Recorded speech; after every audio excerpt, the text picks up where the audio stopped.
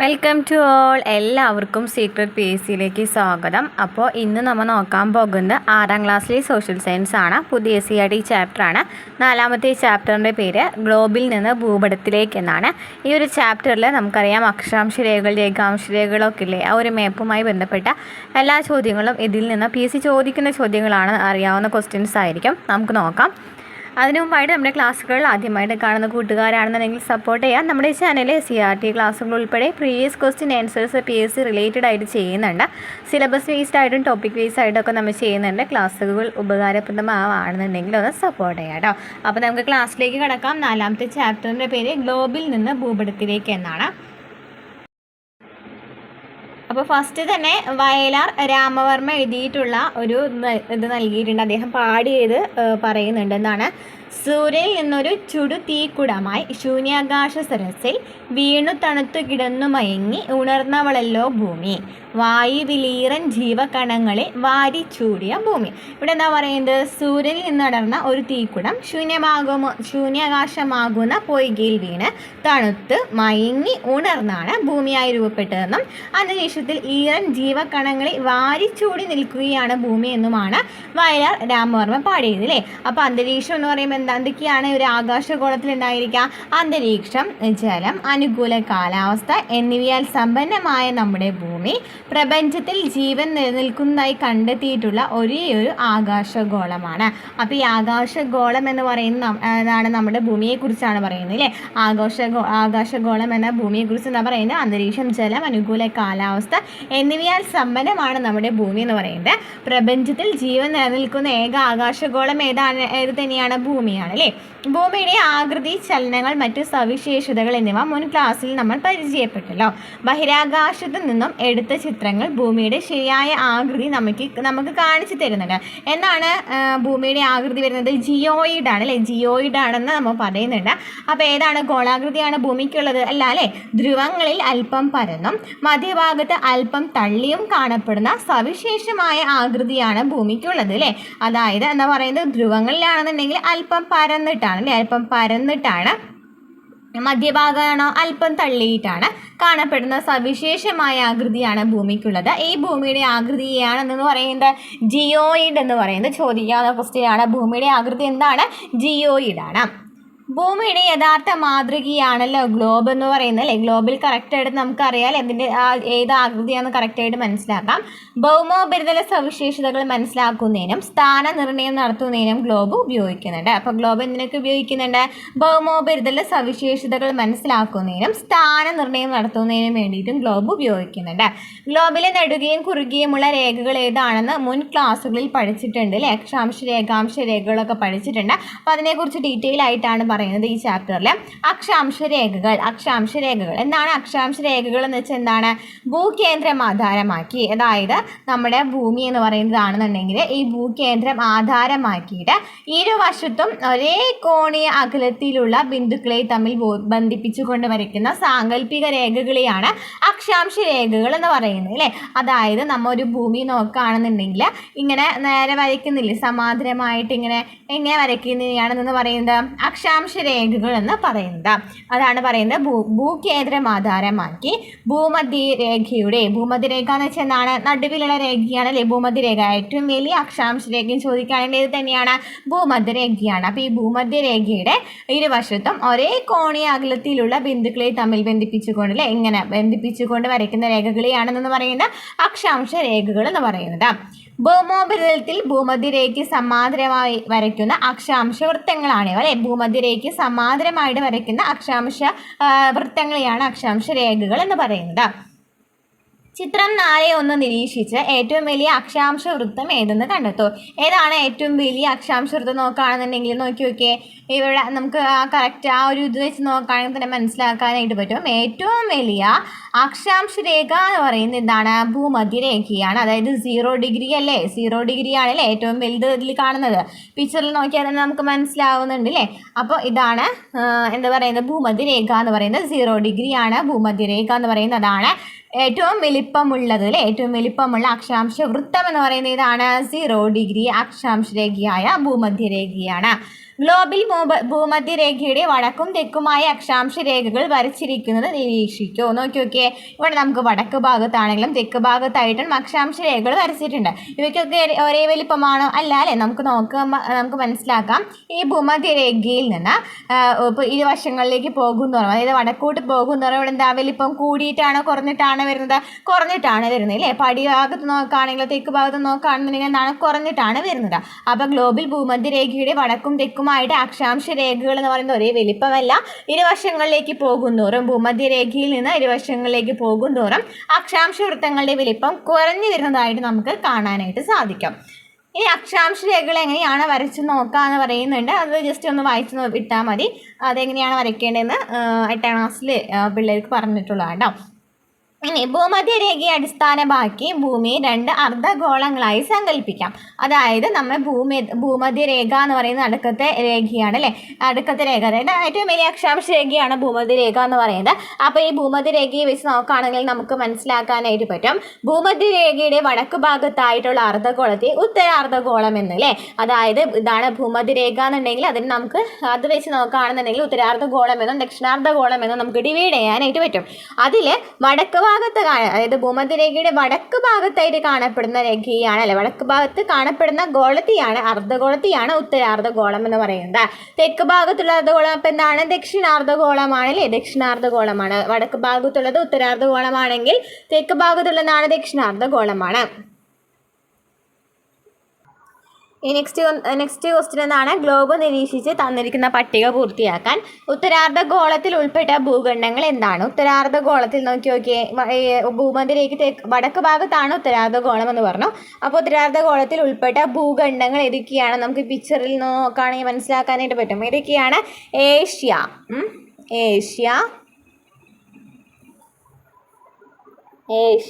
Europe,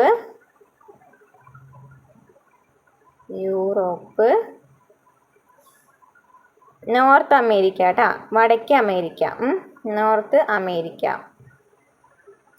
okay, അപ്പോൾ Asia, Europe, വടക്കേ അമേരിക്കയാണ് ഉത്തരാർദ്ധഗോളത്തിൽ ഉൾപ്പെട്ട ഭൂഖണ്ഡങ്ങൾ എന്ന് പറയുന്നത്. ദക്ഷിണാർദ്ധഗോളത്തിലാണെങ്കിൽ ഏതൊക്കെ വരും? ഓസ്ട്രേലിയ,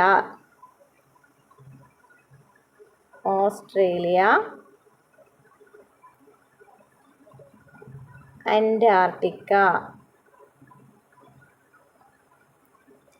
ഓസ്ട്രേലിയയും അന്റാർട്ടിക്കയും ദക്ഷിണാർദ്ധഗോളത്തിൽ ഉൾപ്പെട്ട ഭൂഖണ്ഡങ്ങളാണ്.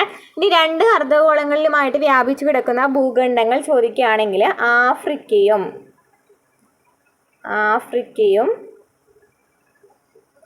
തെക്കേ അമേരിക്കയുമാണ്.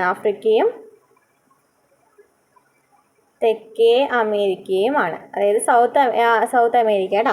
ഓക്കെ, അപ്പോൾ പഠിച്ചു വയ്ക്കുക. ഉത്തരാർദ്ധഗോളത്തിൽ ഉൾപ്പെട്ട ഭൂഖണ്ഡങ്ങൾ ഏതൊക്കെയാണ്? Asia, Europe, north America. Asia, Europe, വടക്കേ അമേരിക്ക. ഏഷ്യ, യൂറോപ്പ്, വടക്കേ അമേരിക്ക എന്നിവ ഏതാണ്? ഉത്തരാർദ്ധഗോളത്തിലുള്ളതാണ് ഏഷ്യ, യൂറോപ്പ്, വടക്കേ അമേരിക്ക. അതിൽ നിന്ന് നമുക്കറിയാം വടക്ക് എന്ന് പറയുന്നത് വരെ, അത് നമുക്ക് പഠിച്ചില്ലെങ്കിലും അറിയാം. ഏഷ്യ, യൂറോപ്പും എന്നാണ് ഉത്തരാർദ്ധഗോളത്തിലാണ്. ഇനി ദക്ഷിണാർദ്ധഗോളത്തിൽ ഏതൊക്കെയാണ് വരുന്നത്? ദക്ഷിണാർദ്ധഗോളത്തിൽ വന്നത് ഏതൊക്കെയാണ്? ഓസ്ട്രേലിയയും അന്റാർട്ടിക്കയാണ്. 2 അർദ്ധഗോളങ്ങളിലുമായിട്ട് വ്യാപിച്ചു കിടക്കുന്ന ഭൂഖണ്ഡങ്ങളാണ് തെക്കേ അമേരിക്കയും ആഫ്രിക്കയും തെക്കേ അമേരിക്കയും 2 അർദ്ധഗോളങ്ങളിലുമായിട്ട് വ്യാപിച്ചു കിടക്കുന്ന ഭൂഖണ്ഡങ്ങളാണ്. ഭൂമധ്യരേഖ, അതായത് 0 ഡിഗ്രി അക്ഷാംശ രേഖ ഏതാണ്? ഭൂമധ്യരേഖയാണെന്ന് പറഞ്ഞു അല്ലേ? 0 ഡിഗ്രി അക്ഷാംശ രേഖ ഏതാണ്? ഭൂമധ്യരേഖയാണ്. ചോദിക്കാറുണ്ട്. ഭൂമധ്യരേഖ 0 ഡിഗ്രി അക്ഷാംശ വൃത്തത്തിൽ നിന്ന് വടക്കോട്ടും തെക്കോട്ടും പോകുന്നതോറും അക്ഷാംശ വൃത്തങ്ങളുടെ വലിപ്പം കുറഞ്ഞു വരുന്നതായിട്ട് കാണുന്നില്ലേ? ഇല്ലേ? നമ്മൾ നേരത്തെ പറഞ്ഞു അല്ലേ? വടക്ക് ഭാഗത്ത് പോവുകയാണെങ്കിലും അതുപോലെ തന്നെ ദക്ഷിണാർദ്ധ ഭാഗം, അതായത് തെക്ക് ഭാഗത്ത് പോവുകയാണെന്നുണ്ടെങ്കിലും വലിപ്പം കുറഞ്ഞു വരുന്നുണ്ട് അല്ലേ? അക്ഷാംശ വൃത്തങ്ങളുടെ വലിപ്പം കുറഞ്ഞു വന്ന് 90 ഡിഗ്രി വടക്ക്, 90 ഡിഗ്രി തെക്ക് എന്നീ ബിന്ദുക്കളിൽ അവസാനിക്കുന്നതായിട്ട് കാണാം. അതായത് ഇവിടെ നമുക്ക് നോക്കുകയാണെന്നുണ്ടെങ്കിൽ ഈ വൃത്തം എന്ന് പറയുന്നത് അല്ലേ, ഇതാണ് അക്ഷാംശ രേഖ. ഇതാണ് ഏറ്റവും വലിയ രേഖയാണ്, അതായത് 0 ഡിഗ്രി അക്ഷാംശ രേഖയാണ് ഭൂമധ്യരേഖ എന്ന് പറയുന്നത്. ഇതിൻ്റെ വടക്ക് ഭാഗത്തുള്ള ഗോളത്തെ നാം എന്താ പറഞ്ഞത്? ഉത്തരാർദ്ധഗോളം എന്ന് പറഞ്ഞല്ലോ. ഉത്തരാർദ്ധഗോളമാണ് എന്ന് പറയുന്നത്. അതുപോലെ തന്നെ അടിയാണെങ്കിലോ ദക്ഷിണാർദ്ധഗോളമാണെന്ന് പറഞ്ഞു അല്ലേ? അപ്പോൾ ഇങ്ങനെ നമുക്ക് ഈ ഭൂമധ്യരേഖയിൽ നിന്ന് ഇങ്ങനെ പോകുന്നതോറും ഇതിൻ്റെ വലിപ്പം അങ്ങനെ കുറഞ്ഞു വരുന്നില്ല. അങ്ങനെ കുറഞ്ഞ് 90 ഡിഗ്രിയിലേക്ക് എത്തും. ഈ 90 ഡിഗ്രിക്ക് എത്തുന്ന ആ ധ്രുവത്തെയാണെന്ന് പറയുന്നത് ഉത്തര ധ്രുവം എന്ന് പറയുന്നത്. വടക്കോട്ടാണെന്നുണ്ടെങ്കിൽ എന്താണ്? ഉത്തര ധ്രുവം ധ്രുവമാണ്, ഉത്തര ധ്രുവമാണ്. ഇനി തെക്ക് ഭാഗത്താണെങ്കിൽ എന്താണ്? തെക്ക് ഭാഗത്താണെന്നുണ്ടെങ്കിൽ ദക്ഷിണ ധ്രുവമാണ്. ഓക്കെ, അതാണ് പറയുന്നത് 90 ഡിഗ്രി വടക്കുള്ള അക്ഷാംശ രേഖയാണ് ഉത്തര ധ്രുവം എന്ന് പറയുന്നത്. 90 ഡിഗ്രി തെക്കുള്ള അക്ഷാംശത്തെയാണ് ദക്ഷിണ ധ്രുവം എന്ന് പറയുന്നത്. അപ്പോൾ നമുക്ക് ഈ പിക്ചറിൽ കാണിച്ചിട്ടില്ല, ഇതാണ് ഉത്തര. നോക്കി ഇത് നോക്കുകയാണെന്നുണ്ടെങ്കിൽ നടുക്കുള്ളത് ഭൂമധ്യരേഖയാണെന്ന് പറഞ്ഞു, മുകളിലുള്ളത് ഉത്തരാർദ്ധ ഗോളമാണെന്ന് പറഞ്ഞു, അടിയിലുള്ളത് എന്താണ്? ദക്ഷിണാർദ്ധ ഗോളമാണെന്ന് പറഞ്ഞു. അതുപോലെ തന്നെ 90 ഡിഗ്രി വടക്കെയാണെന്ന് പറയുന്നത് ഉത്തര ധ്രുവം എന്ന് പറയുന്നത്. 90 ഡിഗ്രി തെക്കാണെന്നുണ്ടെങ്കിൽ എന്താണ്? ദക്ഷിണ ധ്രുവമാണ്. ഓക്കെ, ഇത്രയും ക്ലിയർ ആയല്ലോ. ഭൂമധ്യരേഖ വടക്കുള്ള അക്ഷാംശങ്ങൾ ഉത്തരക്ഷാംശങ്ങളെന്നും തെക്കുള്ള അക്ഷാംശങ്ങൾ ദക്ഷിണ അക്ഷാംശങ്ങളെന്നും അറിയപ്പെടുന്നു. അക്ഷാംശങ്ങൾ നോക്കുകയാണെന്നുണ്ടെങ്കിൽ ഭൂമധ്യരേഖ വടക്കുള്ള അക്ഷാംശങ്ങളെയാണ് ഉത്തരക്ഷാംശങ്ങൾ എന്ന് പറയുന്നത്, തെക്കുള്ളതാണെങ്കിലോ ദക്ഷിണാക്ഷാംശങ്ങൾ എന്നാണ് പറയുന്നത്. ഓക്കെ, ധ്രുവങ്ങളെ യോജിപ്പിച്ച് കൊണ്ട് ഭൂമിക്കുള്ളിലൂടെ ഒരു നേർരേഖ സങ്കല്പിച്ചാൽ അതാണ് ഭൂമിയുടെ അച്ചുതണ്ട് എന്ന് പറയുന്നത്. അപ്പോൾ ഭൂമിയുടെ അച്ചുതണ്ട് എന്ന് വെച്ചാൽ നമ്മൾ എന്താണ് സങ്കല്പിക്കുകയാണ് അല്ലേ? ഉത്തര ധ്രുവവും ദക്ഷിണ ധ്രുവവും നോക്കാൻ പറഞ്ഞിട്ടുണ്ട് ചിത്രത്തിൽ. അതുപോലെ ഈ ധ്രുവങ്ങളെ യോജിപ്പിച്ചുകൊണ്ട് ഭൂമിക്കുള്ളിലെ ഒരു നേർരേഖ സങ്കല്പിക്കുകയാണെന്നുണ്ടെങ്കിൽ, ഭൂമിക്കുള്ളിൽ ഒരു നേർരേഖ ഉണ്ടെന്ന് ജസ്റ്റ് ഒന്ന് സങ്കല്പിക്കുകയാണ് കേട്ടോ. അങ്ങനെ ജസ്റ്റ് ഒന്ന് സങ്കല്പിക്കുകയാണെന്നുണ്ടെങ്കിൽ അതിൽ നിന്ന് പറയും അച്ചുതണ്ട് എന്ന് പറയും. അപ്പോൾ ജസ്റ്റ് ഒന്ന് ആലോചിച്ച് വെച്ചാൽ മതി, എന്താണ്? ഭൂമിക്കുള്ളിലൂടെ ഒരു നേർരേഖ സങ്കല്പിക്കുകയാണ് ഈ ഉത്തര ധ്രുവത്തെയും ദക്ഷിണ ധ്രുവത്തെയും തമ്മിലൊക്കെ യോജിപ്പിച്ചുകൊണ്ട് അല്ലേ? അപ്പോൾ അങ്ങനെയാണെന്നുണ്ടെങ്കിൽ അതിന് അവിടെ ഒരു എന്താണ്? അച്ചുതണ്ട് ഉണ്ടെന്ന് മനസ്സിലാക്കാം, ആക്സിസ് ഉണ്ടെന്ന് മനസ്സിലാക്കാം. ഈ സാങ്കല്പിക അച്ചുതണ്ടിനെ ആധാരമാക്കിയാണ് ഭൂമി ഭ്രമണം ചെയ്യുന്നത്. അറിയാലോ, ഭൂമി ഭ്രമണം ചെയ്യുന്നത് എങ്ങനെയാണ്? അച്ചുതണ്ടിനെ ആധാരമാക്കിയാണ് അല്ലേ? ഈ സാങ്കല്പിക അച്ചുതണ്ടിനെ ആധാരമാക്കിയാണ് ഭൂമി ഭ്രമണം ചെയ്യുന്നത്. അച്ചുതണ്ടിന് ഭൂമിയുടെ പരിക്രമണ തലത്തിന്റെ ലംബത്തിൽ നിന്ന് 23.5 ഡിഗ്രി ചെരിവുണ്ട്. ചോദിക്കാറുണ്ട്, അച്ചുതണ്ടിന് ഭൂമിയുടെ പരിക്രമണ തലത്തിന്റെ ലംബത്തിൽ നിന്ന് എത്ര ഡിഗ്രിയാണ് ചെരിവുള്ളത്? 23.5 ഡിഗ്രിയിൽ 23 ഡിഗ്രിയാണ് ചെരിവുള്ളത്. അച്ചുതണ്ടിന് ഭൂമിയുടെ പരിക്രമണ തലത്തിന്റെ ലംബത്തിൽ നിന്ന് 23.5 ഡിഗ്രി ചെരിവുണ്ട്. ഓക്കെ, അപ്പോൾ നമുക്ക് ഇവിടെ കറക്റ്റായിട്ട് ഡീറ്റെയിൽ ആയിട്ട് പറയുന്നുണ്ട്, നോക്കി നോക്കാം. ഒരു പിക്ചർ നോക്കുകയാണെന്നുണ്ടെങ്കിൽ നമുക്ക് എന്തൊക്കെ മനസ്സിലാക്കാനായിട്ട് പറ്റും? ഇത് നമ്മൾ പറഞ്ഞു അച്ചുതണ്ടാണ്, ഭൂമിയുടെ അച്ചുതണ്ട് എന്ന് പറയുന്നത് സാങ്കല്പിക രേഖയാണെന്ന് പറഞ്ഞു അല്ലേ? അപ്പോൾ സാങ്കല്പിക രേഖ നമുക്ക് നൽകിയിട്ടുണ്ട് കേട്ടോ, അതാണ് സാങ്കല്പിക രേഖ. ഓക്കെ, അപ്പോൾ സാങ്കല്പിക രേഖ അതിനെയാണ് നമ്മൾ അച്ചുതണ്ട് എന്ന് പറഞ്ഞു. ഇങ്ങനെ അച്ചുതണ്ടിനെ ആധാരമാക്കിയിട്ടാണ് ഇങ്ങനെ ഭൂമി സ്വയം കറങ്ങുന്നത്. അങ്ങനെ സ്വയം കറങ്ങുകയാണെന്നുണ്ടെങ്കിൽ നമ്മൾ പറഞ്ഞു 90 ഡിഗ്രി വടക്കുണ്ട് അല്ലേ? ആ ഭാഗത്തെയാണ് ഉത്തര ധ്രുവം എന്ന് പറയുന്നത് അല്ലേ? ഉത്തര ധ്രുവം എന്ന് പറയുന്നത് 90 ഡിഗ്രി വടക്കാണെന്നുണ്ടെങ്കിൽ പറഞ്ഞു. അതുപോലെ തന്നെ ആ ഗോളത്തിൽ നിന്ന് പറയുന്നു ഉത്തരാർദ്ധഗോളം എന്ന് പറയുന്നു. അതുപോലെ തന്നെ ദക്ഷിണാർദ്ധഗോളം എന്ന് വെച്ചാൽ എന്താണ്? 90 ഡിഗ്രി തെക്ക് കാണുന്നതിന് എന്താ പറയുക? ദക്ഷിണ ധ്രുവം എന്ന് പറയുന്നു. ആ ഒരു ഭാഗത്തെയാണ്, അതായത് ഭൂമധ്യരേഖയ്ക്ക് തെക്ക് ഭാഗത്തേക്ക് കാണപ്പെടുന്ന അർദ്ധഗോളത്തെയാണ് ദക്ഷിണാർദ്ധഗോളം എന്ന് പറയുന്നത്. ഏറ്റവും വലിയ രേഖ അല്ലെങ്കിൽ 0 ഡിഗ്രി അക്ഷാംശ രേഖ എന്ന് പറയുന്നത് ഇതാണ്, ഭൂമധ്യരേഖയാണ്. ഈ ഭൂമധ്യരേഖ വടക്ക് ഭാഗത്തായിട്ട് കാണപ്പെടുന്ന 23.5 ഡിഗ്രിയാണ് എന്ന് പറയുന്നത് ഉത്തരായന രേഖ എന്ന് പറയുന്നത്. 23.5 ഡിഗ്രിയാണ് ഉത്തരായന രേഖ, 23.5 ഡിഗ്രിയാണ് ഉത്തരായന രേഖ. അതിൻ്റെ വടക്ക് ഭാഗത്തായിട്ട് കാണപ്പെടുന്നതാണ് ആർട്ടിക് വൃത്തമാണ് അല്ലേ? ആർട്ടിക് വൃത്തം എന്ന് പറയുന്നത് എത്രയാണ്? 66 ഡിഗ്രി വടക്കാണ്. 66 ഡിഗ്രി വടക്കാണ് ആർട്ടിക് വൃത്തം എന്ന് പറയുന്നത്. ഓക്കെ, ഭൂമധ്യരേഖ എന്ന് പറയുന്നത് 0 ഡിഗ്രി അക്ഷാംശ രേഖയാണ്. അതിൻ്റെ വടക്ക് ഭാഗത്തായിട്ട് 23.5 ഡിഗ്രി നോർത്ത് പറയുന്ന ഇതാണ് ഉത്തരായന രേഖയാണ്. ഇനി 66 ഡിഗ്രി നോർത്ത്, 66 ഡിഗ്രി വടക്ക് എന്ന് പറയുമ്പോൾ എന്താണ്? ആർട്ടിക് വൃത്തമാണ്. ഇത്രയും ക്ലിയർ ആയാലും 90 ഡിഗ്രി വടക്കാണെങ്കിൽ എന്താണ്? ഉത്തര ധ്രുവമാണ്. ഇനി നമുക്ക് തെക്ക് ഭാഗത്ത് നോക്കുകയാണെങ്കിൽ ഭൂമധ്യരേഖ തെക്ക് ഭാഗത്തായി കാണപ്പെടുന്ന അർദ്ധഗോളം ഏതാണ്? ദക്ഷിണാർദ്ധഗോളമാണ്. അതിന് തെക്ക് ഭാഗത്തായി കാണപ്പെടുന്ന 23.5 ഡിഗ്രി തെക്ക് എന്ന് പറയുന്നതാണ് ഏതാണ്? ദക്ഷിണായന രേഖയാണ് അല്ലേ? ദക്ഷിണായന രേഖ എന്ന് പറയുന്നതാണ് 23.5 ഡിഗ്രി തെക്കാണ്, 23 ഡിഗ്രി സൗത്ത് ആണ്. ഓക്കെ, ഇനി അതിന് 66 ഡിഗ്രി തെക്ക് എന്ന് പറയുന്നത് ഏതാണ്? അന്റാർട്ടിക് വൃത്തമാണ്. 66 ഡിഗ്രി തെക്ക് എന്ന് പറയുന്നത് എന്താണ്? അന്റാർട്ടിക് വൃത്തമാണ്. ഇനി 90 ഡിഗ്രി തെക്ക് എന്താണ്? ദക്ഷിണ ധ്രുവമാണ് അല്ലേ? ദക്ഷിണ ധ്രുവം എന്ന് പറയുന്നത് 90 ഡിഗ്രി തെക്കാണ്. ഓക്കെ, ക്ലിയർ ആയെന്ന് വിചാരിക്കുന്നു. അപ്പോൾ ഈ പ്രധാനപ്പെട്ട അക്ഷാംശ രേഖകളുടെ പട്ടിക പൂർത്തിയാക്കാൻ പറയുന്നുണ്ട്. ഭൂമധ്യരേഖ എത്രയാണ്? 0 ഡിഗ്രിയാണ്. ഉത്തരായന രേഖ എത്രയാണ്? 23.5 ഡിഗ്രി വടക്കാണ് അല്ലേ? വടക്ക് കേട്ടോ, വടക്കാണ്. 23.5 ഡിഗ്രി വടക്കാണ്. ഇനി ഉത്തരായന രേഖ 23.5 ഡിഗ്രി തെക്ക് എന്ന് പറയുമ്പോൾ ഇതാണ് ദക്ഷിണായന രേഖയാണ്. ദക്ഷിണായന രേഖ എന്ന് പറയുന്നത് ഏതാണ്? 23.5 ഡിഗ്രി തെക്കാണ്. ഇനി ആർട്ടിക് വൃത്തം എന്ന് പറയുമ്പോൾ എത്രയാണ് പറഞ്ഞത്? 66 ഡിഗ്രി വടക്ക് പറഞ്ഞത്. ആർട്ടിക് വൃത്തം 66 ഡിഗ്രി വടക്കാണ് ആർട്ടിക് വൃത്തം. 66 ഡിഗ്രി തെക്ക് എന്ന് പറയുന്നതാണ് അന്റാർട്ടിക് വൃത്തമാണ്. ഓക്കെ, ഇനി എന്താണ് രേഖാംശ രേഖകൾ? അക്ഷാംശ രേഖകൾ പഠിച്ചു കഴിഞ്ഞു. രേഖാംശ രേഖകൾ എന്ന് വെച്ചാൽ എന്താണ്? ഭൂകേന്ദ്രത്തെ ആധാരമാക്കി ഉത്തര ദക്ഷിണ ധ്രുവങ്ങളെ ബന്ധിപ്പിച്ചുകൊണ്ട് ഭൗമോപരിതലത്തിലൂടെ വരയ്ക്കുന്ന സാങ്കല്പിക രേഖകളെയാണ് രേഖാംശ രേഖകൾ എന്ന് പറയുന്നത്. അതായത് നമുക്ക് ഒരു ഇതാണ് നമ്മുടെ ഭൂമി എന്ന് വിചാരിക്കുക, അതിന് നടുക്കുള്ളത് ഭൂമധ്യരേഖയാണ് എന്ന് പറഞ്ഞു അല്ലേ? ഓക്കെ, ഇതാണ് ഭൂമി എന്നുണ്ടെങ്കിൽ നടക്കുന്നത് ഭൂമധ്യരേഖയാണെന്ന് പറഞ്ഞു. ഇങ്ങനെ ഇതിനെ നേരെ വരയ്ക്കുന്നതാണെന്നുണ്ടെങ്കിൽ എന്താണ്? അക്ഷാംശ രേഖയാണെന്ന് പറഞ്ഞു അല്ലേ? അതായത് സമാന്തരമായി ഭൂമധ്യരേഖയ്ക്ക് സമാന്തരമായി വരയ്ക്കുന്ന രേഖകളെയാണ് അക്ഷാംശ രേഖകൾ എന്ന് പറയുന്നത്. അതുപോലെ തന്നെ നമ്മൾ പറയുകയാണ് ഭൂമധ്യരേഖയ്ക്ക് സമാന്തരമായിട്ടുള്ളതിന് അക്ഷാംശ രേഖകൾ എന്ന് പറഞ്ഞു. അല്ലാതെ ഈ ഉത്തര ധ്രുവം ദക്ഷിണ ധ്രുവം ഇല്ലേ, ഇത് തമ്മിൽ യോജിപ്പിച്ച് വരയ്ക്കുന്ന ഈ രേഖകളില്ലേ, ഇങ്ങനെ ആ സാങ്കല്പിക രേഖകളെയാണെന്ന് പറയുന്നത് രേഖാംശ രേഖകൾ എന്ന് പറയുന്നത്. ഒരേ വലിപ്പത്തിലുള്ള അർദ്ധവൃത്തങ്ങളായവ മറ്റേ നമ്മൾ അത് സെയിം തന്നെ പറഞ്ഞു അല്ലേ? രേഖാംശ രേഖകളെ അടിസ്ഥാനമാക്കിയാണ് ഭൂമിയിൽ സമയം നിർണ്ണയിക്കുന്നത്. അപ്പോൾ ഞാൻ പറഞ്ഞത് രേഖാംശ രേഖയാണ്. രേഖാംശ രേഖയെ അടിസ്ഥാനമാക്കിയിട്ടാണ് ഭൂമിയിൽ സമയം നിർണ്ണയിക്കുന്നത്. പ്രധാനപ്പെട്ട രേഖാംശ രേഖകളാണ് 0 ഡിഗ്രി രേഖാംശ രേഖയും 180 ഡിഗ്രി രേഖാംശ രേഖയും. പ്രധാനപ്പെട്ട രേഖാംശ രേഖകൾ ഏതൊക്കെയാണ്? 0 ഡിഗ്രി രേഖാംശ രേഖ, അതുപോലെ തന്നെ 180 ഡിഗ്രി രേഖാംശ രേഖ. 1 ഡിഗ്രി ഇടവിട്ട് ഇരു ധ്രുവങ്ങളെയും ബന്ധിപ്പിച്ചുകൊണ്ട് രേഖാംശ രേഖകൾ വരയ്ക്കുകയാണെന്ന് സങ്കല്പിക്കുമെങ്കിൽ എത്രയാ പറയുന്നത്? 360 രേഖാംശ രേഖകൾ വരയ്ക്കാൻ കഴിയും. 1 ഡിഗ്രി ഇടവിട്ടിട്ടാണ് ഇതുപോലെ രേഖാംശ രേഖകൾ വരയ്ക്കുന്നുണ്ടെങ്കിൽ 360 രേഖാംശ രേഖകൾ നമുക്ക് വരയ്ക്കാനായിട്ട് കഴിയും. ഓക്കെ, അപ്പോൾ പ്രധാനപ്പെട്ട രേഖാംശ രേഖകളാണ് 0 ഡിഗ്രി രേഖാംശ രേഖയും 180 ഡിഗ്രി രേഖാംശ രേഖയും. ഇവിടെ നോക്കിയേ, ചിത്രം 4.6, 4.7 എന്ന് പറയുന്ന പ്രധാനപ്പെട്ട രേഖാംശ രേഖകളുടെ ചിത്രം നമുക്ക് നൽകിയിട്ടുണ്ട്. ഗ്ലോബ് നിരീക്ഷിച്ച് ഈ രേഖകളെ തിരിച്ചറിയൂ. ഇവയുടെ പ്രത്യേകതകൾ എന്താണ്? 0 ഡിഗ്രി രേഖാംശ രേഖയെ പ്രൈം മെറീഡിയൻ എന്നാണ് വിളിക്കുന്നത്. അപ്പോൾ 0 ഡിഗ്രി രേഖാംശ രേഖയും 180 ഡിഗ്രി രേഖാംശ രേഖയും പ്രധാനപ്പെട്ട രേഖാംശ രേഖകളാണെന്ന് പറഞ്ഞു. ഇതിൽ 0 ഡിഗ്രി രേഖാംശ രേഖയെ എന്തെന്ന് വിളിക്കുന്നു? പ്രൈം മെറീഡിയൻ എന്നാണ് വിളിക്കുന്നത്. എന്താണ്? പ്രൈം മെറീഡിയൻ എന്നാണ് വിളിക്കുന്നത്. 0 ഡിഗ്രി രേഖാംശ രേഖയെ എന്തെന്ന് വിളിക്കുന്നു? പ്രൈം മെറീഡിയൻ എന്ന് വിളിക്കുന്നു. പ്രൈം മെറീഡിയൻ എന്ന് വിളിക്കുന്നു. ഓക്കെ, പ്രൈം മെറീഡിയൻ എന്ന് വിളിക്കുന്നു.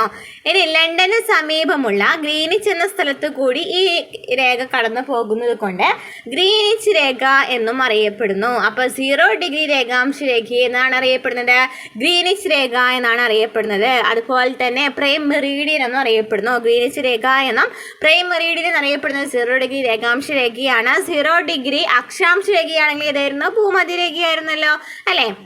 0 ഡിഗ്രി രേഖാംശ രേഖയുടെ നേരെ എതിർവശത്തുള്ള രേഖയാണ് 180 ഡിഗ്രി രേഖാംശ രേഖ.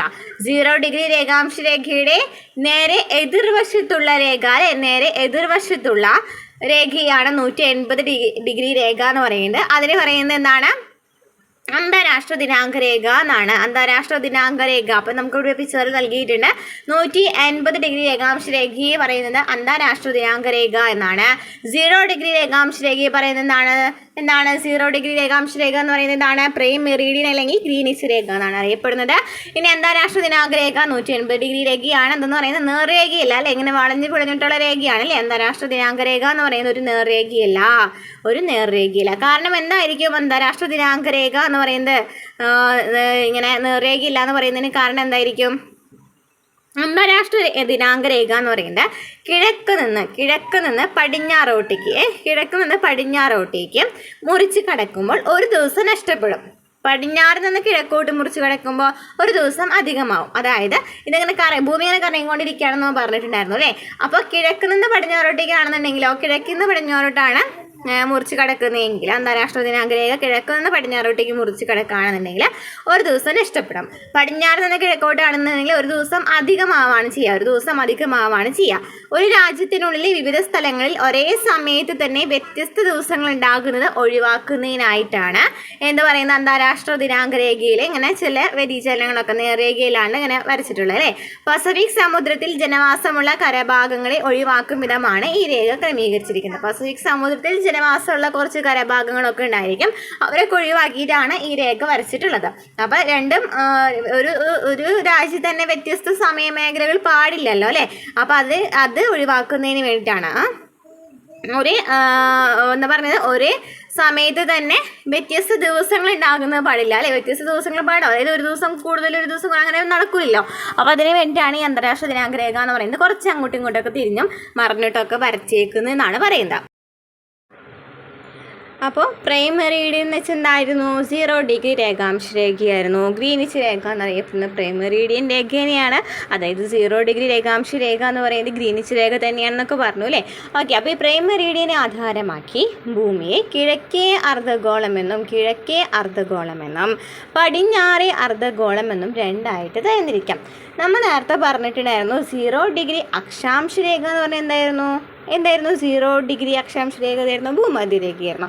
ഭൂമധ്യരേഖയെ അടിസ്ഥാനമാക്കി എന്തായിരുന്നു? ഉത്തര ധ്രുവമെന്നും അല്ലേ, ഉത്തരാർദ്ധഗോളമെന്നും ദക്ഷിണാർദ്ധഗോളമെന്നും നമ്മൾ ഡിവൈഡ് ചെയ്തിട്ടുണ്ടായിരുന്നു അല്ലേ? അതിൽ 90 ഡിഗ്രി നോർത്തിനെയാണ് നമ്മൾ എന്തെന്ന് പറഞ്ഞത്? ഉത്തര ധ്രുവം എന്ന് പറഞ്ഞത്. 90 ഡിഗ്രി സൗത്ത് തെക്കിനെയാണ് ദക്ഷിണ ധ്രുവം എന്ന് പറഞ്ഞത്.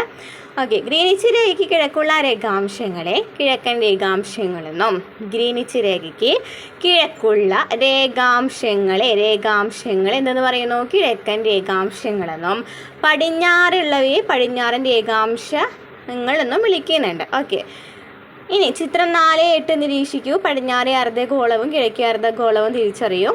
നമ്മൾ പറഞ്ഞല്ലോ കിഴക്കേ അർദ്ധഗോളം പടിഞ്ഞാറ് അർദ്ധഗോളം പറഞ്ഞു അല്ലേ? ചുവടെ നൽകിയിരിക്കുന്ന രാജ്യങ്ങൾ ഏതൊക്കെ അർദ്ധഗോളത്തിലാണ് സ്ഥിതി ചെയ്യുന്നതെന്ന് ഗ്ലോബിൻ്റെ സഹായത്തോടെ കണ്ടെത്താൻ പറഞ്ഞിട്ടുണ്ട്. ഇന്ത്യ എവിടെയായിരിക്കും അറിയോ? ഇന്ത്യ എവിടെയായിരിക്കും എന്നറിയോ? ഇന്ത്യ കിഴക്കേ അർദ്ധഗോളത്തിലായിരിക്കും കേട്ടോ. ഇന്ത്യ എവിടെയായിരിക്കും? കിഴക്കേ അർദ്ധഗോളത്തിലായിരിക്കും. ഏതാണ് കിഴക്കേ അർദ്ധഗോളം അല്ലേ? ഇതെവിടെയാണ് ഇന്ത്യ വരുന്നത്. ഇനി അമേരിക്കൻ ഐക്യനാടുകൾ പടിഞ്ഞാറായിരിക്കും. അമേരിക്കൻ ഐക്യനാടുകൾ പടിഞ്ഞാറായിരിക്കും. അതുപോലെ തന്നെ ബ്രസീലാണെന്നുണ്ടെങ്കിലും പടിഞ്ഞാറേ അർദ്ധഗോളത്തിൽ തന്നെയാണ്. ഇന്തോനേഷ്യ ആണെന്നുണ്ടെങ്കിൽ കിഴക്കേ അർദ്ധഗോളത്തിലാണ് കേട്ടോ. ഇന്തോനേഷ്യ കിഴക്ക് അർദ്ധഗോളത്തിലാണ്.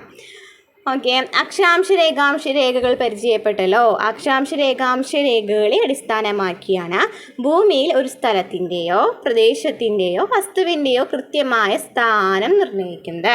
അപ്പോൾ കൃത്യമായ സ്ഥാനം നിർണ്ണയിക്കുന്നത് എന്തായിട്ടാണ്? അക്ഷാംശ രേഖാംശ രേഖകൾ നോക്കിയിട്ടാണ് ഒരു ഭൂമിയിലെ സ്ഥാനമാണെന്നുണ്ടെങ്കിലും അല്ലെങ്കിൽ എന്താണ് സ്ഥലത്തിൻ്റെയോ പ്രദേശത്തിൻ്റെയോ വസ്തുവിൻ്റെയോ ഒക്കെ കൃത്യമായ സ്ഥാനം കണ്ടുപിടിക്കുന്നത് ഈ അക്ഷാംശ രേഖാംശ രേഖകൾ വെച്ചിട്ടാണ്.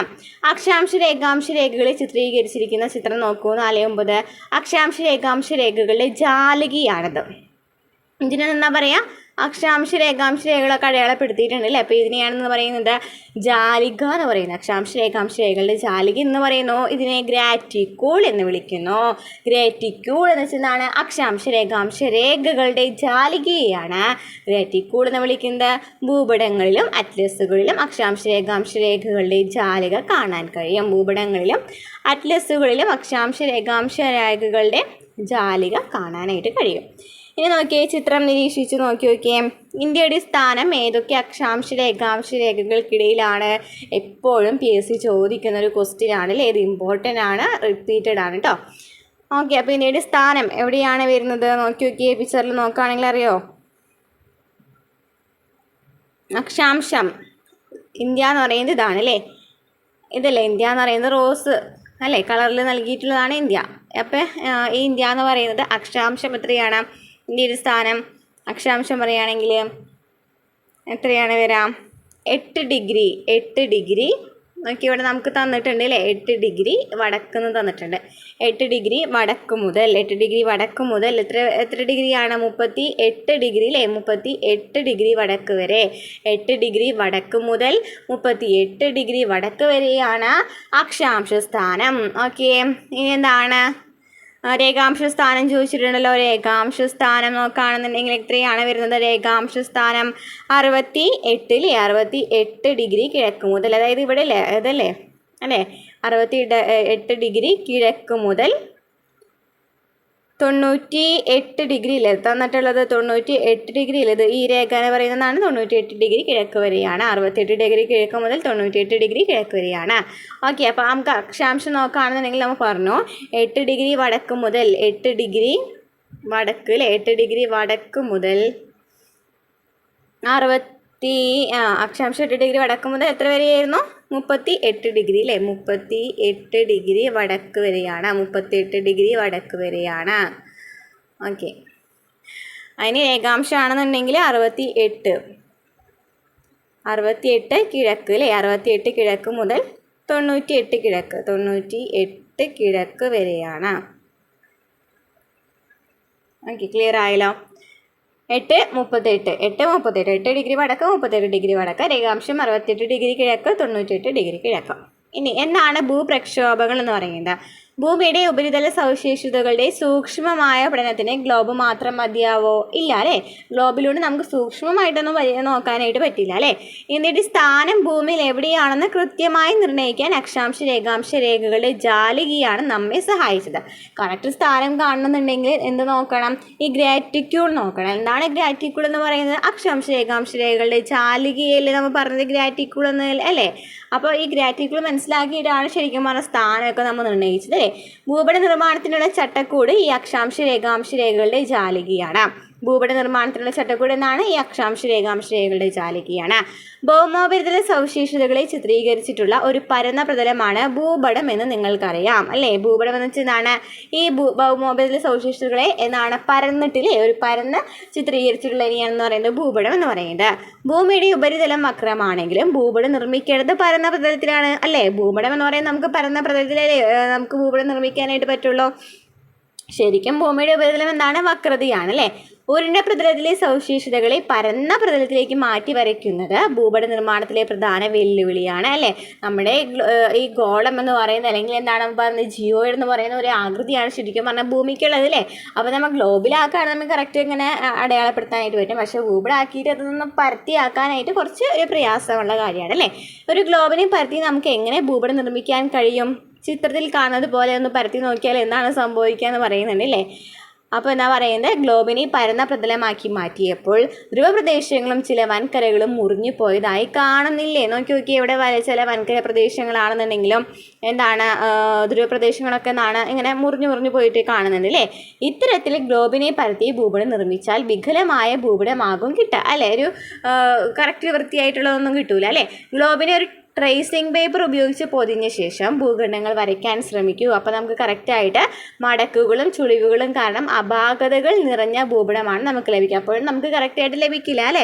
കാരണം എന്താണ്, നമ്മളിങ്ങനെ ഒരു ട്രേസ് പേപ്പർ വെച്ചിട്ട് ഗ്ലോബിനെ ഇങ്ങനെ വെച്ച് വരയ്ക്കുകയാണെന്നുണ്ടെങ്കിലും എന്താണ് സംഭവിക്കുക?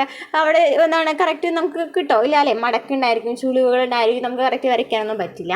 ഗോളാകൃതിയുള്ള ഗ്ലോബിൻ്റെ ഉപരിതല സവിശേഷതകളെ ഇത്തരത്തിലുള്ള അപാകതകൾ ഇല്ലാതെ പരന്ന പ്രതലത്തിലേക്ക് എങ്ങനെ പകർത്തി ഒരു ഭൂപടം നിർമ്മിക്കാം? ഇതിനായിട്ടാണ് ഭൂപ്രക്ഷോഭങ്ങൾ എന്നാണ് പറയുന്നത് ഭൂപ്രക്ഷേപങ്ങൾ കേട്ടോ.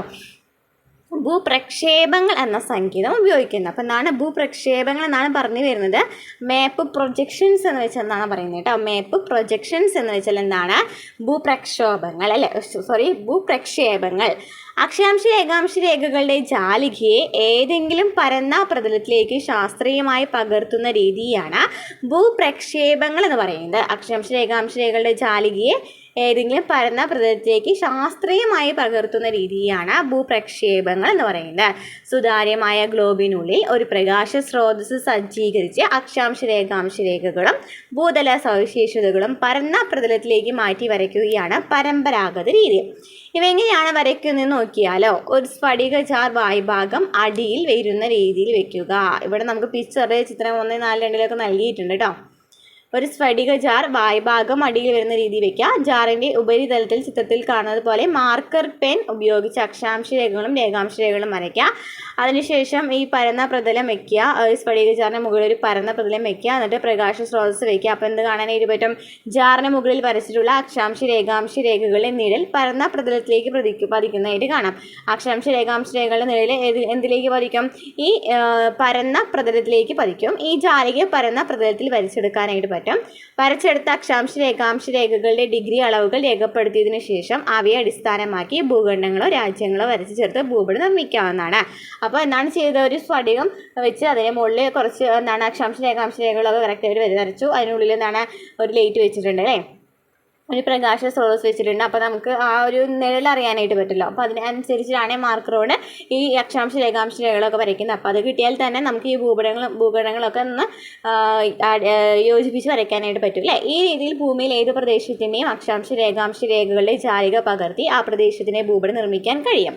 വ്യത്യസ്ത ആകൃതിയിലുള്ള പ്രതലങ്ങളെ ഉപയോഗിച്ചുകൊണ്ടാണ് ഇത് സാധ്യമാക്കുന്നത്. പ്രതലം, പ്രകാശ സ്രോതസ് എന്നിവയുടെ സ്ഥാനം മാറ്റി വിവിധങ്ങളായ ഭൂപ്രക്ഷേപങ്ങൾ തയ്യാറാക്കാൻ കഴിയും. പ്രതലത്തിൻ്റെ ആകൃതിയുടെ അടിസ്ഥാനത്തിൽ ഭൂപ്രക്ഷേപങ്ങളെ മൂന്നായിട്ട് തിരിക്കാം. അപ്പോൾ എന്താണ് പറയുന്നത്? ഭൂപ്രക്ഷേപങ്ങൾ എന്ന് പറയുന്നത് മൂന്നെണ്ണം ഉണ്ട് അല്ലേ? ഭൂപ്രക്ഷേപങ്ങൾ മൂന്നായിട്ട് തരംതിരിക്കാം. എന്താണ് ഭൂപ്രക്ഷേപങ്ങൾ എന്ന് പഠിച്ചു അല്ലേ? അപ്പോൾ ഈ പ്രക്ഷേപങ്ങൾ 3 തരത്തിലുണ്ട്. എങ്ങനെയൊക്കെ വരയ്ക്കാം, എങ്ങനെ ആകൃതിക്കൊക്കെ അനുസരിച്ച് വ്യത്യസ്തമാണെന്ന് പറഞ്ഞു അല്ലേ?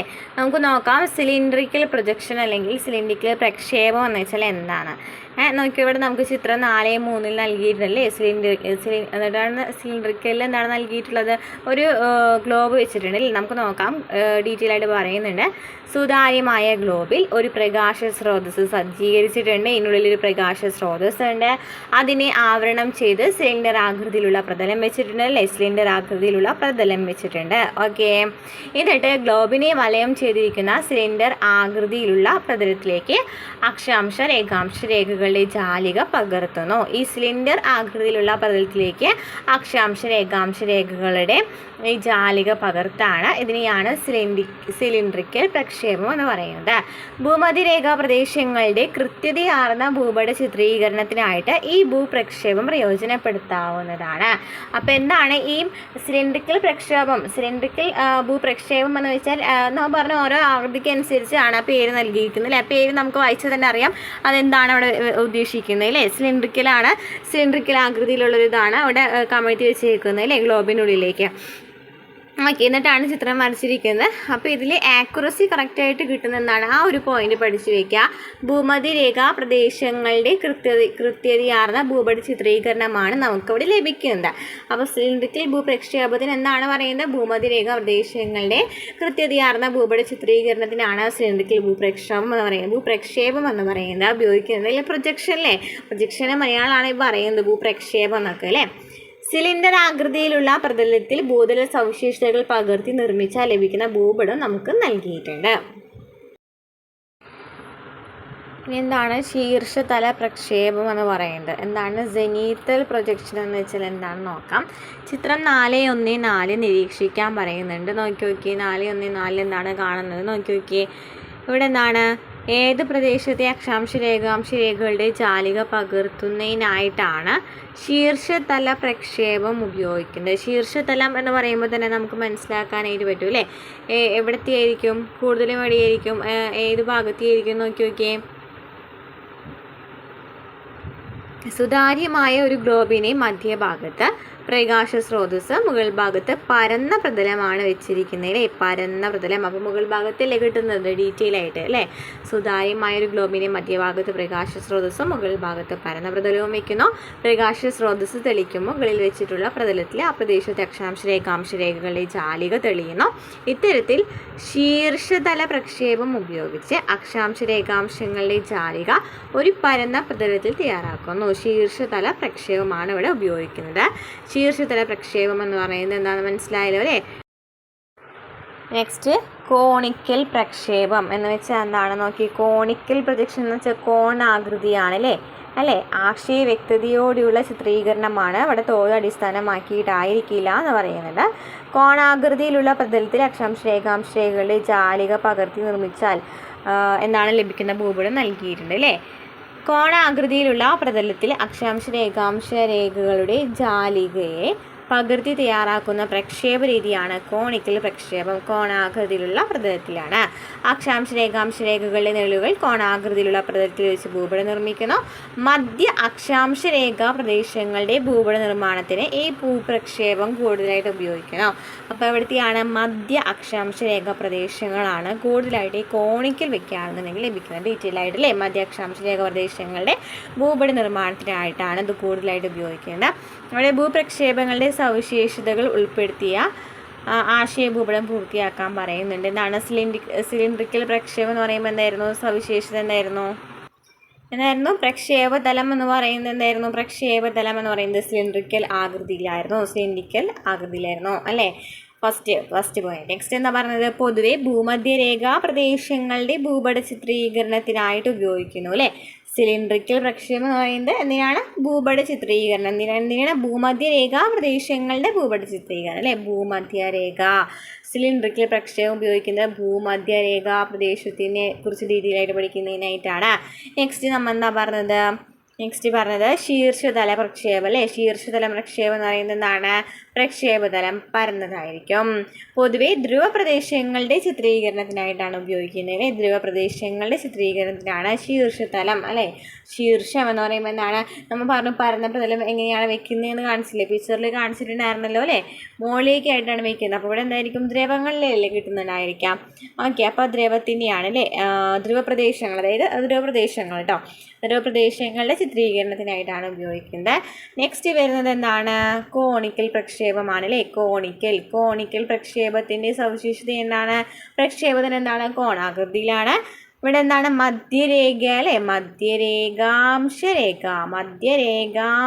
പ്രദേശങ്ങളുടെയാണ് കൂടുതലായിട്ട് ലഭിക്കുന്നത്. മധ്യരേഖാംശ പ്രദേശങ്ങളുടെയാണ്. അപ്പോൾ ഭൂമധ്യരേഖാ പ്രദേശങ്ങളുടെയാണ് സിലിണ്ടറിക്കൽ പ്രക്ഷേപം.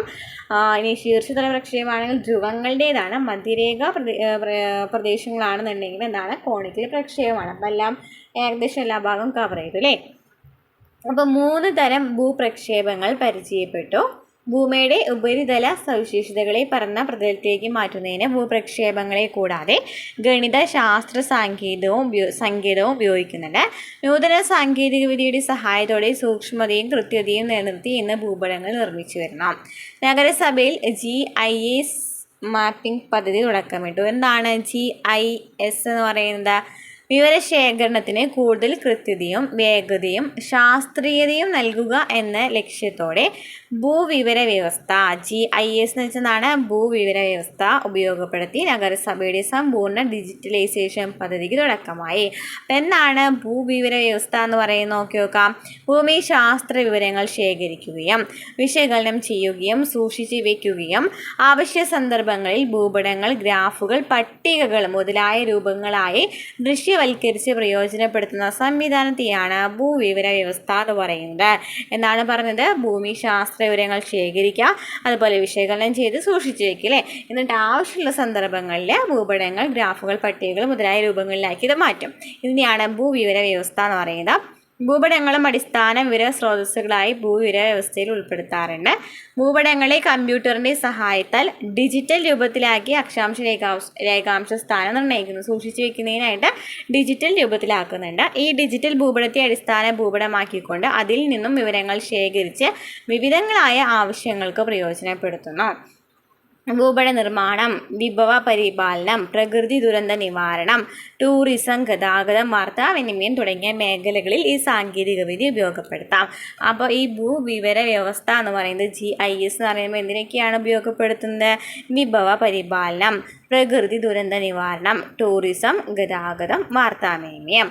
ഇനി പ്രകൃതിദത്തവും മനുഷ്യനിർമ്മിതവുമായ എല്ലാ ഭൗമോപരിതല സവിശേഷതകളുടെയും കൃത്യമായ സ്ഥാനം, ദിശ, സമുദ്രനിരപ്പിൽ നിന്നുള്ള ഉയരം എന്നിവ തിരിച്ചറിയുന്നതിന് ഭൂതല വിശകലനവും ഭൂപട വായനയും അനിവാര്യമാണ്. ഭൗമോപരിതലത്തിലെ ജലസ്രോതസ്സുകൾ, വനങ്ങൾ, കൃഷിസ്ഥലങ്ങൾ, തരിശു ഭൂമികൾ, ഗ്രാമങ്ങൾ, പട്ടണങ്ങൾ, ഗതാഗത വാർത്താവിനിമയ മാർഗങ്ങൾ മുതലായവ ചിത്രീകരിച്ചിട്ടുള്ള വ്യത്യസ്ത ഭൂപടങ്ങൾ ആധുനിക കാലത്ത് ധാരാളമായി ഉപയോഗിക്കുന്നുണ്ട്. ഗോളാകൃതിയിലുള്ള ഭൂമിയുടെ ഉപരിതല സവിശേഷതകൾ പരന്ന പ്രതലത്തിലേക്ക് പകർത്തുമ്പോൾ വരുന്ന മാറ്റങ്ങൾ നമുക്ക് കണ്ടു അല്ലേ. നിത്യജീവിതത്തിൽ ഭൂപടങ്ങൾ ഉപയോഗപ്പെടുത്തുന്ന അവസരങ്ങളിൽ ശരിയായ ഭൂപട വായന അനിവാര്യമാണ്. ഇനി എന്താണ് തുടർ പ്രവർത്തനങ്ങൾ നൽകിയിട്ടുണ്ട്. ജസ്റ്റ് എന്താണ് ഗ്ലോബും അറ്റ്ലസും ഭൂപടമൊക്കെ നോക്കിയിട്ട് എഴുതാനാണ് പറഞ്ഞിരിക്കുന്നത്. ജപ്പാൻ്റെയും ശ്രീലങ്കയുടെയും ഓസ്ട്രേലിയയുടെ ഒക്കെ അക്ഷാംശ സ്ഥാനം, രേഖാംശ സ്ഥാനം നമുക്ക് ഇന്ത്യയുടെ മാത്രം പഠിച്ചു വെച്ചാൽ മതി. ജപ്പാൻ്റെ ആണെന്നുണ്ടെങ്കിൽ ജസ്റ്റ് വേണമെന്നുണ്ടെങ്കിൽ ജസ്റ്റ് ഒന്ന് പറഞ്ഞു പോകാം കേട്ടോ. ജപ്പാനാണെങ്കിൽ 20 ഡിഗ്രിയാണ്. 20 ഡിഗ്രി വടക്ക് മുതൽ 45 ഡിഗ്രി വടക്ക് വരെയാണ് വരുന്നത്. 45 ഡിഗ്രി വടക്ക് വരെയാണ് വരുന്നത്. വടക്കാണ്. രേഖാംശ സ്ഥാനം 122 122 കിഴക്കാണ്. അത് ഫുള്ളും കിഴക്കാണ്. 122 153 കിഴക്കാണ് വരുന്നത്. ഇനി ശ്രീലങ്കയാണെന്നുണ്ടെങ്കിൽ 555 ആണ് വരുന്നത്. 555 951 ഇവിടെ നോക്കുകയാണെങ്കിൽ രേഖാംശം ചോദിക്കുകയാണെങ്കിൽ 79 41 81 53. ഓസ്ട്രേലിയ ആണെങ്കിൽ 9 ഡിഗ്രി തെക്കാണ് കേട്ടോ. 9 ഡിഗ്രി തെക്ക്, അതായത് വടക്കായിരുന്നു. അതുപോലെ തന്നെ രേഖാംശ സ്ഥാനം കിഴക്കായിരുന്നു. ഓസ്ട്രേലിയ മാത്രമാണ് തെക്ക് വരുന്നത്. 9 ഡിഗ്രി തെക്ക് മുതൽ 44 ഡിഗ്രി തെക്ക് വരെയാണ് വരുന്നത്. രേഖാംശ സ്ഥാനമാണെങ്കിൽ 112 കിഴക്ക് മുതൽ 154 കിഴക്ക് വരെയാണ് വരുന്നത്. ശ്രീലങ്കയുടെ എന്താണ് പറഞ്ഞത് 5:55 ആയിരുന്നു കേട്ടോ. 5:55, 9:51 വടക്കായിരുന്നു പറഞ്ഞിട്ടുണ്ടായിരുന്നത്.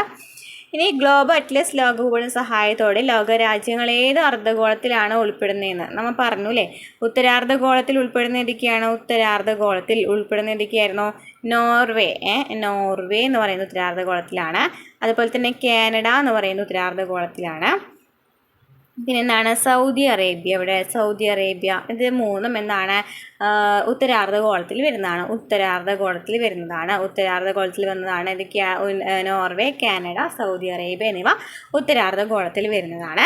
ഇനി ദക്ഷിണാർദ്ധഗോളത്തിൽ വരുന്ന രാജ്യങ്ങൾ എന്ന് പറയുമ്പോൾ ദക്ഷിണാഫ്രിക്ക വരും. അപ്പോൾ ദക്ഷിണ എന്ന് പറയുന്നത് കിട്ടിയില്ലേ? ദക്ഷിണാഫ്രിക്ക കിട്ടി. അർജന്റീന എന്ന് പറയുന്നതും ദക്ഷിണാർദ്ധഗോളത്തിലാണ് വരുന്നത്. അങ്കോള എന്ന് പറയുന്നതും ദക്ഷിണാർദ്ധഗോളത്തിലാണ് വരുന്നത്. ഇനി 2 അർദ്ധഗോളങ്ങളിലായിട്ടുള്ളതാണ് ബ്രസീൽ, ഇന്തോനേഷ്യ, കെനിയ. 2 അർദ്ധഗോളങ്ങളിലുമായിട്ട് വ്യാപിച്ചു കിടക്കുന്ന രേഖകളാണ്. രാജ്യങ്ങളാണ്. അപ്പോൾ ഉത്തരാർദ്ധഗോളത്തിൽ വരുന്ന ഏതൊക്കെയായിരുന്നു പറഞ്ഞിട്ടുണ്ടായിരുന്നത്? Norway, Canada, Saudi Arabia. ദക്ഷിണാർദ്ധഗോളമാണെങ്കിലോ അർജന്റീന, അങ്കോള, എന്താണ് പറഞ്ഞത്? പിന്നെ ദക്ഷിണാഫ്രിക്ക അല്ലേ. ബ്രസീലും കെനിയയും ഇന്തോനേഷ്യയും എന്താണ്? 2 അർദ്ധഗോളങ്ങളിലായിട്ട് വ്യാപിച്ചു കിടക്കുന്നതാണ്. നെക്സ്റ്റ് ക്വസ്റ്റ്യനും എളുപ്പമാണല്ലോ. ഏറ്റവും വലിയ അക്ഷാംശ വൃത്തം ഭൂമധ്യരേഖയാണ്. ഭൂമധ്യരേഖയുടെ വടക്ക് ഭാഗത്തുള്ള അർദ്ധഗോളം ഉത്തരാർദ്ധഗോളമാണ്. തെക്ക് ഭാഗത്തുള്ള അർദ്ധഗോളം ദക്ഷിണാർദ്ധഗോളമാണ്. ഭൂകേന്ദ്രത്തെ ആധാരമാക്കി ഉത്തര ദക്ഷിണ ധ്രുവങ്ങളെ ബന്ധിപ്പിച്ചു കൊണ്ടുവരയ്ക്കുന്ന സാങ്കല്പിക രേഖകൾ എന്നാണ്? ഉത്തര ദക്ഷിണ ധ്രുവങ്ങളെയാണ് പറഞ്ഞിരിക്കുന്നത്. അപ്പോൾ ഇതാണ് രേഖാംശ രേഖയാണ്. 0 ഡിഗ്രി രേഖാംശ രേഖ എന്നാണ്? ഗ്രീനിച്ച് രേഖയാണ്. 180 ഡിഗ്രി രേഖാംശ രേഖയാണെന്നുണ്ടെങ്കിൽ എന്താണ്? അന്താരാഷ്ട്ര ദിനാങ്ക രേഖയാണ്. ഓക്കെ, അപ്പോൾ ഇത്രയൊക്കെയാണ് ഈ ചാപ്റ്ററിൽ പറയുന്നത്. ക്ലാസ്സുകൾ ഇഷ്ടപ്പെട്ടുന്നുണ്ടെങ്കിൽ സപ്പോർട്ട് ചെയ്യുക. അടുത്ത ക്ലാസ്സുമായി വീണ്ടും കാണാം. നെക്സ്റ്റ് ഇതിൽ ചാപ്റ്റർ വരുന്നത് സംസ്കാരവും സാംസ്കാരിക വൈവിധ്യങ്ങളും എന്ന് പറയുന്ന ചാപ്റ്ററാണ് കേട്ടോ. അപ്പോൾ നെക്സ്റ്റ് ക്ലാസ്സിൽ നോക്കാം.